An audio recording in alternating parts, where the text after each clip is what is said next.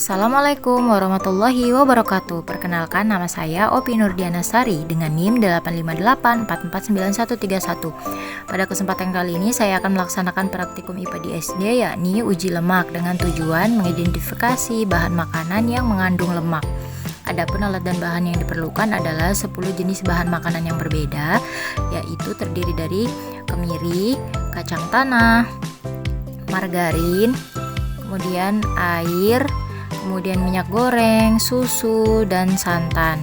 Kemudian ada pula wortel, lalu ubi, terong, pepaya, dan yang terakhir adalah daun seledri.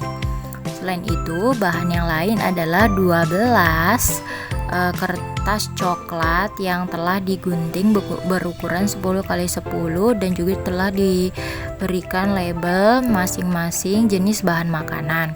Kemudian ada lilin, ada senter HP, kemudian ada alat tulis, kemudian ada korek gas, tebal pengamatan, dan juga 1 buah sendok makan dan 2 buah sendok teh. Adapun langkah-langkah dalam melakukan percobaan kali ini adalah: pertama, kita siapkan kertas coklat untuk air dan juga minyak goreng.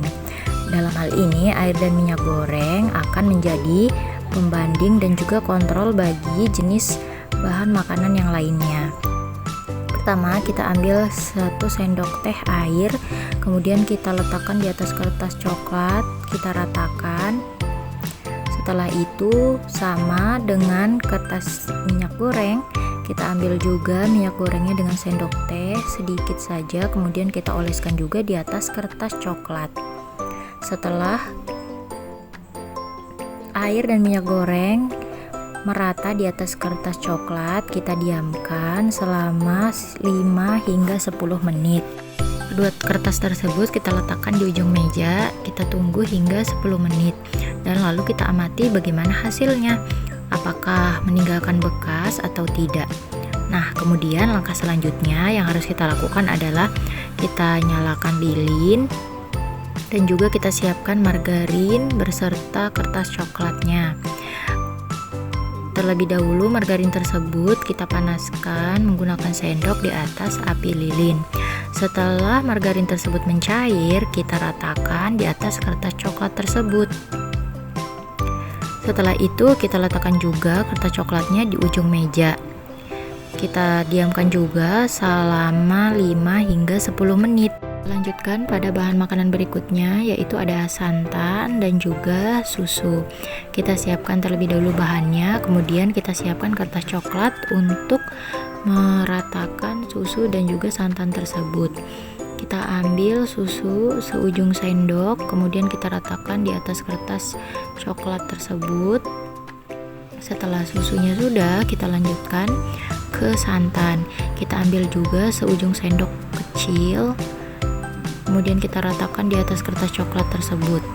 Ketika sudah rata semua, kita letakkan di ujung meja, kita tunggu hingga 10 menit. Kemudian ke bahan makan yang selanjutnya, yaitu adalah kacang tanah. Caranya kita gosok-gosokkan sebanyak 5 hingga 10 kali di atas kertas coklat tersebut. Setelah dirasa cukup, kita diamkan pula kertas tersebut selama 10 menit. Kemudian kita lanjutkan pada bahan makanan yang selanjutnya, yaitu adalah kemiri. Sama dengan kacang tanah tadi, caranya adalah kita gosokkan kemiri yang sudah dihancurkan tersebut sebanyak 5 hingga 10 kali di atas kertas coklat tersebut. Jika dirasa sudah cukup, kita letakkan pula kertas coklat tersebut dan kita diamkan juga selama 10 menit. Lanjut kepada bahan makanan yang selanjutnya, yaitu ada yang pertama adalah pepaya. Kita potong terlebih dahulu pepayanya agar lebih mudah untuk digosokkan di atas kertas coklat. Caranya kita usapkan pepaya tersebut sebanyak 10 kali atau boleh lebih di atas kertas coklat. Kemudian kita letakkan dan kita diamkan pula selama 10 menit. Lanjut ke bahan selanjutnya, yaitu adalah daun seledri. Kita usapkan, kita gosokkan daun seledri tersebut sebanyak 5 hingga 10 kali di atas kertas coklat.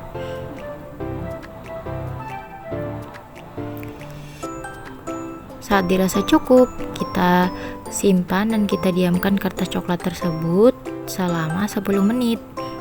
Lanjut kepada bahan makanan yang selanjutnya, yaitu adalah ubi. Kita potong terlebih dahulu ubinya agar memudahkan saat digosok atau diusapkan di atas kertas coklat tersebut. Diusapkan sebanyak 5 hingga 10 kali. Jika sudah, kita letakkan dan diamkan juga selama 10 menit. Kemudian bahan selanjutnya adalah wortel. Kita potong terlebih dahulu, kemudian kita gosok-gosokkan di atas kertas coklat.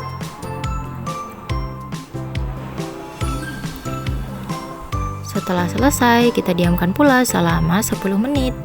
Dan yang terakhir adalah terong. Kita potong terlebih dahulu terongnya menjadi ukuran yang lebih kecil agar memudahkan saat kita gosok atau kita usap di atas kertas coklat tersebut. Sama seperti bahan makanan yang lain, terong kita usap sebanyak 5 hingga 10 kali, kemudian kita diamkan selama beberapa menit. Nah, berikut ini merupakan hasil setelah didiamkan selama sekitar 10 menit. Yang pertama kita cek adalah air dan juga minyak goreng. Tampak ketika dipegang, kertas yang ditetesi air tadi terasa kesat dan juga kasar, juga tidak meninggalkan noda apapun. Sedangkan kertas yang ditetesi minyak goreng ketika disentuh terasa licin, meninggalkan bekas noda minyak, dan juga ketika disenter terlihat transparan. Ini menandakan bahwa kertas yang ditetesi minyak goreng tadi mengandung lemak. Oke, kita lanjut ke kertas-kertas yang lainnya. Yang pertama ada santan, kemudian ada kemiri, kemudian ada susu, lalu kacang tanah, dan yang terakhir adalah margarin. Jika kita perhatikan dengan seksama, 5 kertas ini semuanya meninggalkan noda dan bekas minyak. Pertama, kertas susu. Ketika kita sentuh terasa licin. Kertas kacang tanah juga disentuh terasa licin. Ketika disenter juga meninggalkan noda dan terlihat transparan. Kemudian santan kita sentuh juga terasa licin. Ketika disenter juga terlihat noda dan transparan. Selanjutnya adalah margarin. Kita coba sentuh. Ketika disentuh terasa licin dan juga berminyak, juga lengket. Kemudian kita berikan lampu senter, terlihat bekas noda dan juga transparan. Selanjutnya ada kertas ubi, ada pepaya, terong, juga seledri, dan yang terakhir adalah wortel. Jika kita perhatikan, kelima kertas ini tidak meninggalkan noda apapun. Ini menandakan bahwa jenis bahan makanan tersebut tidak mengandung lemak. Ketika kita sentuh tidak terasa licin, atau ketika disentuh terasa kesat, dan juga kertasnya tidak meninggalkan noda atau bekas apapun. Sama ketika kertas pepaya, kertas ubi kita coba sentuh, tidak terasa licin. Justru teksturnya terasa kesat, dan ketika disenter juga tidak tampak bekas noda apapun. Berdasarkan pengamatan dan uji coba yang telah dilakukan, dapat disimpulkan sebagai berikut. Kertas coklat yang meninggalkan noda merupakan bahan makanan yang mengandung lemak, sedangkan yang tidak meninggalkan noda tidak mengandung lemak.